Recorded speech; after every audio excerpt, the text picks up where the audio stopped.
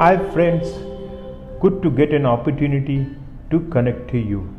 Hope you all are staying safe. In continuation to our series, I'm happy to share a real life experience from one of the events this time. So it says that it was somewhere on March 2007. Simon Cowell's new show, Britain's Got Talent, was holding auditions at the Wales Millennial Centre in Cardiff, Wales. Paul Potts, so he was a 36-year-old cell phone salesman, strolled awkwardly onto the stage. He stepped in front of the microphone and stood nervously in the cheap suit he had just purchased for the audition. His appearance was further diminished by the sight of a chipped tooth which was damaged in a childhood accident. When he announced to the judges that he was going to sing an opera, their eyes rolled in disbelief. Based on what they had seen so far, the judges and audience undoubtedly thought Potts was about to make a fool of himself. In fact, even Potts seemed to doubt his ability. After all, his only experience had been singing in the school and church choirs when he was younger. Later, he would state that being bullied in school probably had an influence on his lack of self-confidence. Then the tenor from South Wales opened his mouth and everybody was waiting for that moment, and he started to sing. Just 10 seconds into Giacomo Puccini's Nessun Dorma, everyone knew they were listening to something quite extraordinary.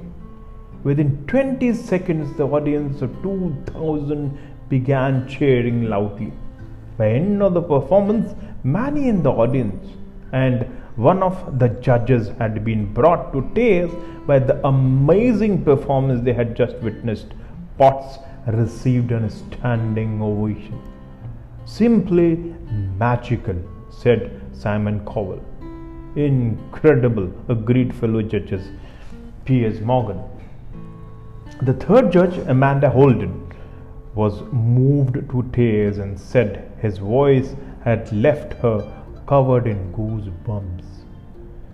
We were not expecting that, said Cowell. Potts went on to win Britain's Got Talent and performed later that year at the Royal Variety Performance in front of Queen Elizabeth.